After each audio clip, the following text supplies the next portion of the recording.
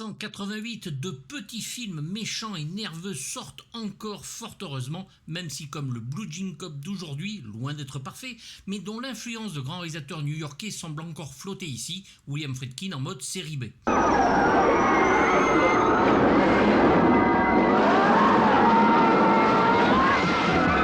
La ville de New York servira toujours de décor fabuleux pour tous les genres de films et sert souvent comme superbe toile de fond avec ses décors naturels pour de bons petits polars bien hargneux. Le New York diurne est objet de fantasmes en romance ou en action et sur une histoire que son propre réalisateur va écrire, Shakedown ou Blue Jean Cop, premier titre de film qu'Universal changera aux grandes dames du réalisateur et que Glickenhaus est heureux de revoir sur le titre français. À propos de crack, explique-moi, c'est quoi un flic en blue jean? Qui t'a parlé de ça? Un de mes clients. Va nous conter l'histoire d'un avocat new-yorkais qui accepte de défendre un dealer accusé du meurtre d'un policier, celui en blue jean, veste et pantalon, d'où le titre. Merci, vieux.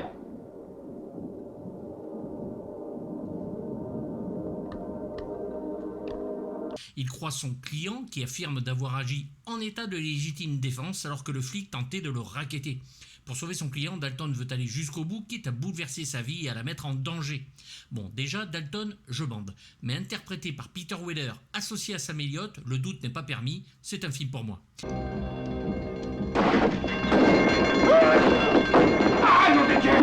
Arrêtez, merde! Souvent déprimant, visuellement parlant en tout cas, la ville semble parfois abandonnée au crime, que la civilisation est abandonnée au pire, quel qu'il soit, les méchants étant souvent abjects, violents et impossibles à sauver, mais qui le voudraient.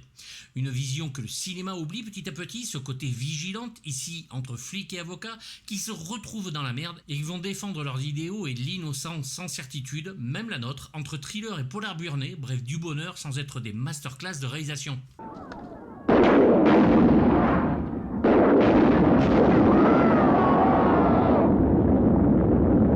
La drogue est toujours l'enjeu de ce genre de film. Dès l'entrée du film ou pendant le générique, les images glacent le sang avec ce Central Park de nuit et son sol parsemé de flacons de crack. Une image qui reste et qui nous donne pas envie d'une balade en amoureux par une nuit d'été. Et James Glickenhaus, le réalisateur, nous a habitués à ne jamais se relâcher pour nous montrer le pire d'ailleurs. Les plans de flacons au sol reviendront constamment. Et il est un cinéaste loin d'être parfait, mais dont l'efficacité de la cruauté de certaines scènes de ses films nous aura époustouflés en son temps.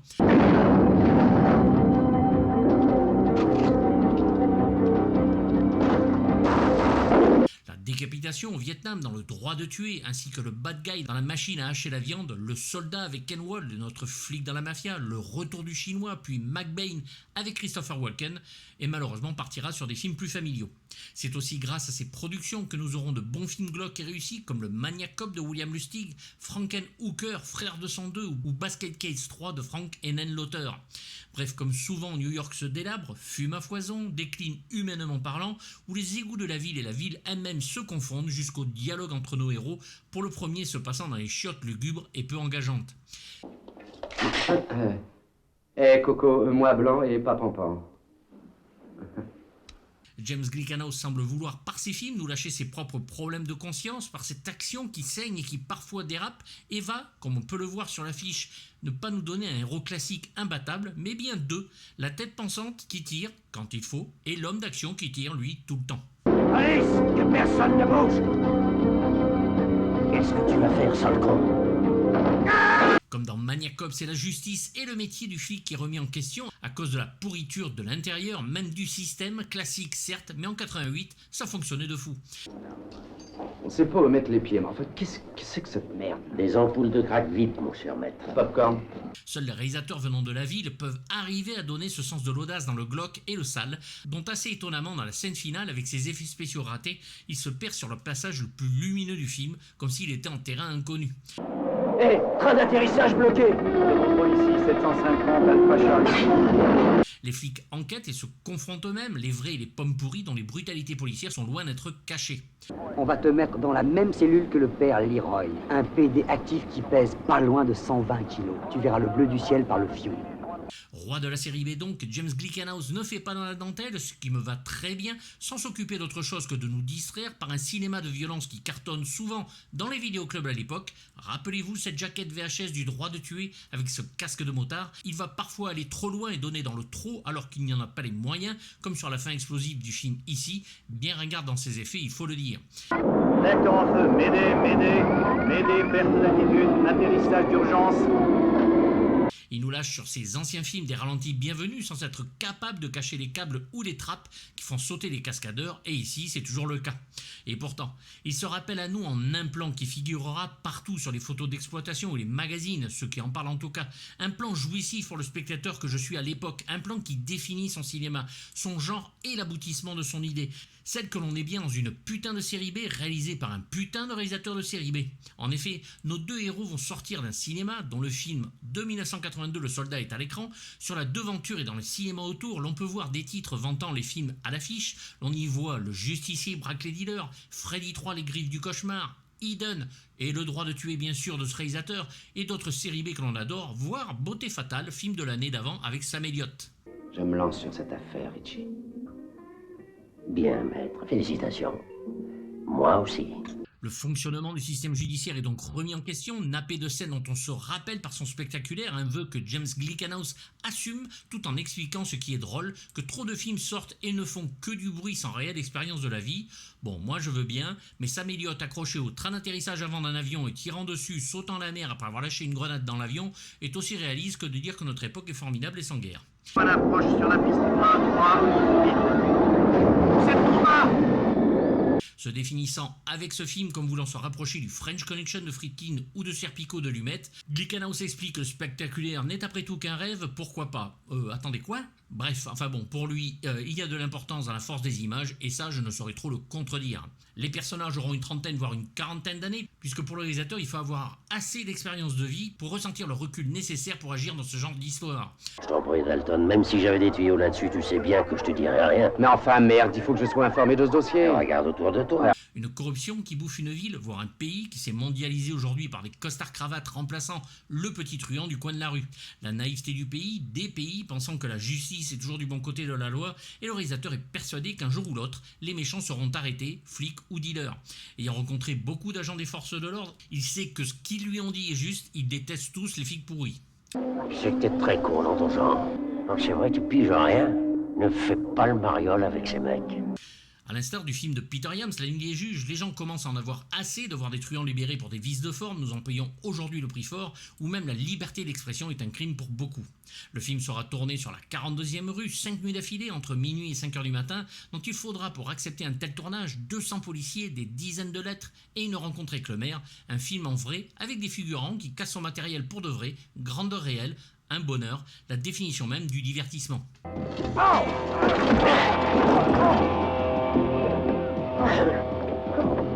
La musique de Jonathan Elias ne sortira malheureusement jamais électronique comme à son habitude, il la compose, la produit et la joue, et nous joue même un petit thème d'ailleurs d'amour au piano sympathique. Si tu veux qu'il y ait un bis, la prochaine fois, passe la nuit.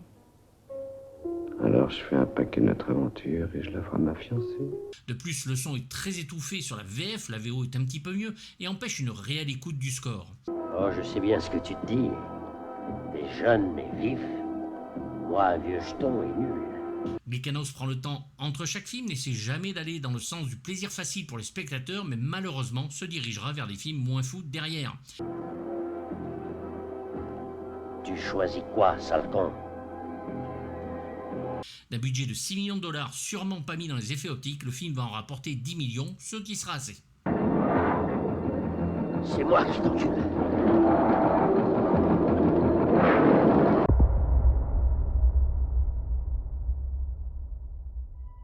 Toi qui piques du fric à des mômes de 10 ans, toi qui oses foutre leur vie en l'air avec tous les poisons que tu leur fourgues, tu viens chialer sur mon épaule pour ne plus retourner en cabane. Peter Weller et Roland Dalton, avocats qui se lèvent le matin en écoutant Jimi Hendrix à fond, comme Fort Fairlane, tout en se préparant sa mixture du petit déjeuner. Comment lui en vouloir?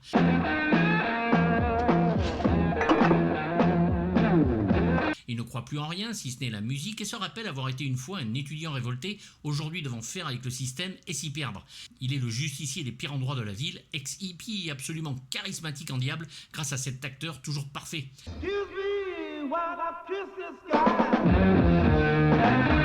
Tiré d'une histoire vraie où un homme était jugé pour avoir tué un policier et déclaré qu'il était innocent, bien que conscient de sa culpabilité, Glickenhaus se pose la question de savoir s'il disait vrai. C'est au travers de cette question que le personnage de Peter Weller, l'avocat de la défense, va naître dans son esprit. La vérité, elle ne fait pas toujours plaisir. Étant avocat, il lui faut un policier à ses côtés, ne trouvant pas crédible qu'un avocat soit aussi un homme d'action. Tu veux conduire ou tu veux tirer? Je conduis, tu tires. L'acteur est choisi bien évidemment grâce au succès de Robocop de Paul Verhoeven, et j'ai parlé longuement de l'acteur sur mes vidéos donc sur Robocop ou les aventures de Bucaro Banzai à travers la 8e dimension de WD Richter, et il est doublé par Joel Martino qui fera sa voix sur le Léviathan de George Pan Cosmatos, dont j'ai parlé aussi, et Planète Hurlante de Christian Duguay.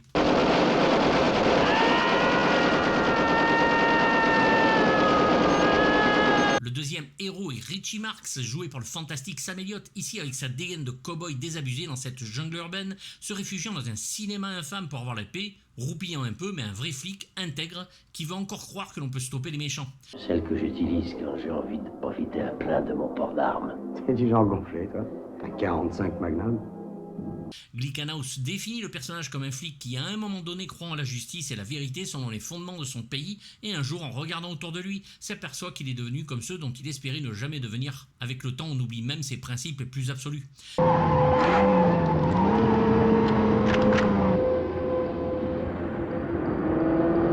Flic à New York, surtout dans le quartier qu'il fréquente, c'est être un homme presque nu avec une cible sur le dos et une pancarte « Tirez-moi dessus » devant. Une façon de vivre compliquée qui demande une force de caractère dont on sait dans ses yeux que Sam Elliott est l'acteur qu'il faut pour ce genre de rôle. Sa frustration sera telle durant le film, il est désabusé et énervé que sur le final il va foncer et prendre tous les risques possibles, quitte à y perdre la vie, essayant d'empêcher les deux ordures à fuir au Costa Rica. S'il ne faut en tuer qu'un, autant que ce soit le bon. Mais j'ai tué son chien avant de pouvoir lui déclarer ma flamme. De plus, l'histoire de l'amour de sa vie perdue et du chien de la femme qu'il rêvait est hilarante. Lui, il avait une balle. Je lui ai lancé. À jamais j'oublierai le bruit des pattes de la bête sur le parquet vitrifié. Comme quoi passer à côté de l'amour parfois, ça tient un peu, et surtout à une glissade. Vous pouvez pas deviner qu'elle laissait ses fenêtres grandes ouvertes. Le chien a fait 13 étages par la voie des airs et il est tombé sur une bagnole en dessous. Le choix d'Elliott pour le réalisateur vient de l'association parfaite de Weller en costume-cravate avec pour l'auteur cet acteur qui ressemble trait pour trait à une pub Marlboro, un vrai homme de l'Ouest, un homme à demi-ours, un contraste épatant. J'ai traversé la pièce pour aller vers la fenêtre, j'ai regardé, j'ai gerbé, ciao. J'ai mis les voiles.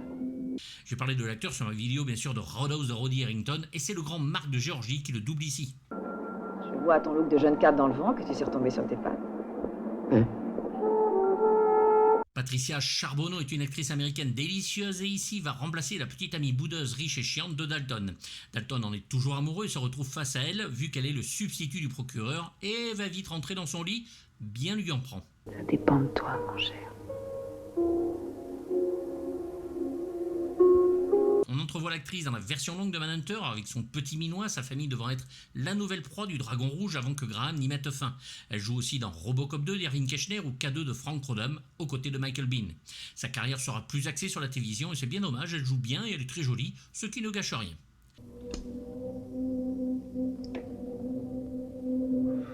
Mais pour toi, je vois peut-être une solution. Dans un bon polar, il faut un bon méchant et quel bonheur d'avoir eu l'idée d'engager pour le rôle de ce salopard de trafiquant de drogue qui est Nicky Carr, notre cher Huggy les bons tuyaux de la série Starsky et Hutch, j'ai nommé Antonio Fargas. Moi, tu verras que je tiens toujours mes promesses. Mais les petits qui travaillent pour moi sont tous un peu furax. Bon, il y est peu, mais quand il y est, il est bon.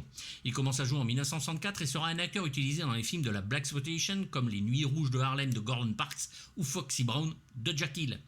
Ah, Riddle, tu me coupes en plein orgasme. Viens, il faut qu'on parle. C'est ma petite récré, moi. Il va jouer dans le petit film et téléfilm, comme je le disais, et c'est Starsky Hutch qui le consacre avec ses 92 épisodes. Il sera aussi Doc dans Tout le monde déteste Chris de 2005 à 2009 et apparaît dans des séries cultes comme Kojak, L'Homme de Fer, Drôle de Dame ou De Fake à Miami. Et puis tu sais, à Costa Rica, c'est l'approche banlieue. Il est passionné de musique et se produit depuis 2012 avec le groupe de blues jazz calypso The New Jump Blues. C'est Albert Augier, la voix de Huggy déjà, qui le double encore ici, et c'est tant mieux. Contre cela, moi, je requiers. Ceci, je veux bien qu'il plaide coupable. Tu embarques le paquet. Et eux, je leur signe une levée d'écrou. Reste que les petits rôles derrière, comme Jesse McKinley, qui est Sean Phillips, un avocat du procureur. Il est connu pour avoir interprété un des principaux rôles, le docteur Perry Cox, dans la série télévisée Scrubs, et j'ai parlé de lui sur ma vidéo de Platoon d'Oliver Stone, avec qui il va collaborer sur Né un 4 juillet, Nixon, L'Enfer du Dimanche ou Wall Street, derrière lequel il va enchaîner directement avec ce Blue Jean Cop. Il va jouer dans Highlander 2 de Russell Mulcahy, Point Break de Catherine Bigelow, dont vous avez la vidéo sur la chaîne, Seven de David Fincher ou The Rock de Michael Bay. Un blanc est venu près de moi en disant « je veux du flash ». Nous, on appelle ça le crack. Richard Brooks et Michael Jones, un petit voyou et dealer de drogue, et qui donc se fait arrêter en début de film pour avoir tiré sur ce flic. C'est son procès que l'on suit tout au long du film, dont évidemment Dalton est persuadé de son innocence. Il a joué dans Hidden de Jack Shoulder, Saigon, l'enfer pour deux flics de Christopher Crowe, Shocker de Wes Craven, The Substitute de Robert Mandel, The Crow, la cité légende de Tim Pop, et un nombre incroyable de séries dont New York Police Judiciaire. Parce qu'un des flics qui a été tué à Times Square par l'ordure que vous avez coincée, c'était mon frangin. Nous avons aussi en petit rôle l'officier Kelly qui est joué par Thomas J. Waite, un flic qui va avouer la vérité enfin à Parks. Je suis l'un des deux policiers arrivés les premiers sur les lieux de la mort du collègue. C'est même moi qui ai fait le premier constat. Et c'est un acteur connu pour son rôle de Fox dans Les Guerriers de la Nuit de Walter Reed, mais surtout Windows dans le chef-d'œuvre de John Carpenter, film préféré de votre serviteur, The Thing. Je suis enceinte. Ah, vraiment? Oui. Blanche Baker et Gail Feinberger, jolie mais capricieuse petite amie de Dalton pendant tout le film. Elle ne comprend pas qui est son homme, un défenseur de la justice, et n'attend qu'une chose, qu'il rentre en avocat à Wall Street avec son père et fait croire qu'elle est enceinte, ce qui finira le couple.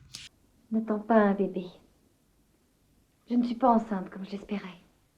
Gaël. On l'a vu dans 16 Candles ou Samantha à 16 ans de John Hughes, Le Contrat de John Irving avec Arnold Schwarzenegger dont j'ai parlé, et jouera aussi à la télévision. Monsieur Feinberger? Voilà. Tu imagines, Roland, je dis à papa que je déjeune avec toi, et lui il me dit je suis libre. Son papa est joué par William Prince, monsieur Feinberger donc, père de la future ex-chérie de Dalton que l'on voit quelques instants. Un acteur à la filmographie impressionnante et qui alterne petits films et grands métrages. Et l'on a plein de jeunes acteurs dont Holt McCallany en flic tout jeune. Au nom de la loi, j'arrête cet homme. Dans la rue, vous représentez la loi. Mais nous sommes au pied d'une enceinte de justice.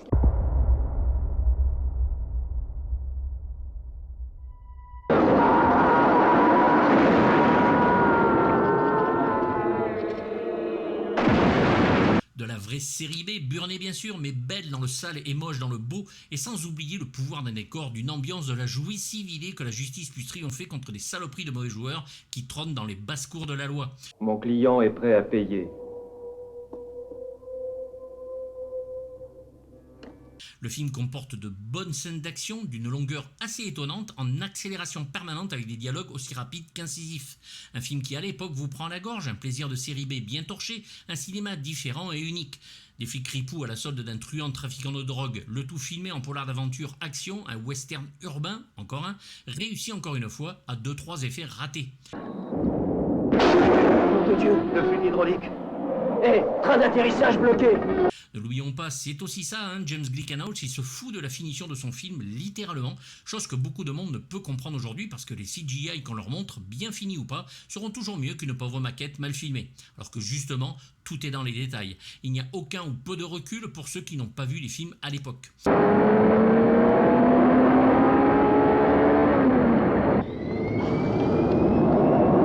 Bref, un film à 200 à l'heure dont on se fout s'il est crédible ou pas, avec des poursuites en bagnole, des tirs en pleine rue bondés de monde et même un parc d'attractions qui part en scène catastrophe avec une baston sur une montagne russe. Alternant scènes d'action et scènes de tribunal rapide, le film est étonnant.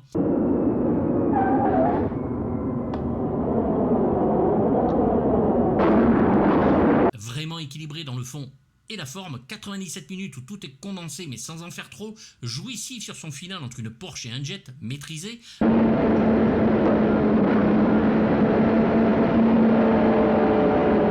Bref, un bonheur de série B, je ne le dirai jamais assez, un film fun, où on a l'impression que toute l'équipe s'éclate à faire ce film, et dont le plaisir est communicatif, et en HD, c'est aussi très drôle de voir à quel point les cascadeurs sont visibles et mal maquillés.